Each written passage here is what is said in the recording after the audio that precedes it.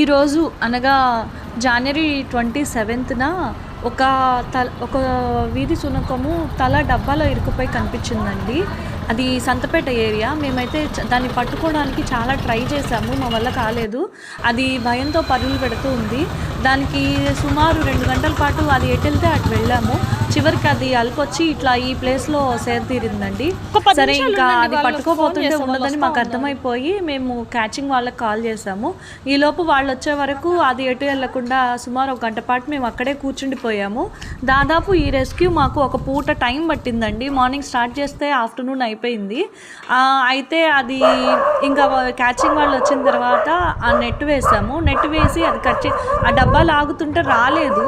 So మళ్ళీ దానికోసమని blade అవి తీసుకొని వచ్చి అది తీయడానికి ట్రై చేసాము.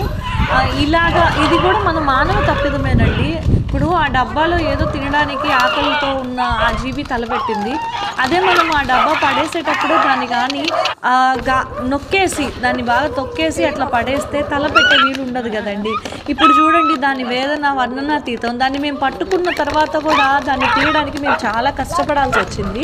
ఆ డబ్బా లాగుతుంటే అది ఇంకా పాపం బెదిరిపోయి బాధపడి దాని కండిషన్, దాని బాధ చెప్పుకోవాలంటే చాలా నిజంగా ఎంతో వేదన అనుభవించింది.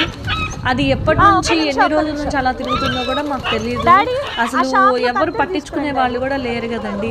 ఇంకా ఇవాళ మేము ఆ డబ్బా తీసే ప్రయత్నంలో ఇంకా దాన్ని కట్ చేసాము. ఆ డబ్బా కట్ చేసి దాన్ని వదిలిపెట్టేసాము. అసలు అది బ్రతుకు జీవుడా అని పారిపోయిందండి. కనీసం దానికి వాటర్ పెడదామన్నా కూడా ఆ ఏరియా అసలు మా కళ్ళ ముందు నుంచి పారిపోయింది దూరంగా. అంటే అది ఎంత భయపడిపోయింది. ఆ డబ్బా తలకి పెట్టడము, తగులుకోవడము, తిరగడము, తిండి నీళ్లు లేకుండా ఎన్నో రోజుల నుంచి అట్లా తిరుగుతుంది. అది ఇంకా ఇవాళ దానికి విముక్తి లభించిందండి మన సేవ్ ది యానిమల్స్ వల్ల.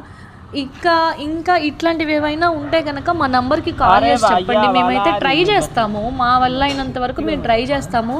ఏదో రకంగా దాన్ని బయట తీయాలని చూస్తాము. ఇట్లా మేము ఒక్కళ్ళమే కాదండి, సేవ్ ద యానిమల్స్ ఫౌండేషన్ ఒకటే ఎన్నో కుక్కలకి చేయలేదు.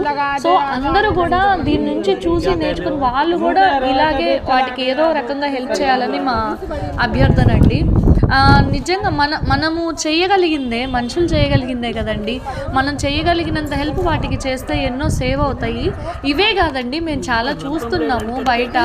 అంటే ఇంజురీస్తో కానీ క్యాన్సర్తో కానీ బాధపడేవి, యాక్సిడెంట్స్వి, వీటన్నిటిని మా శక్తి మేరకు మేము చేస్తున్నాము. ఇంకా మాలాగా ఇంకొంతమంది ముందుకొచ్చి మాతో కలిసి వర్క్ చేయాలని కోరుకుంటున్నాము. థ్యాంక్ యూ సో మచ్ అండి.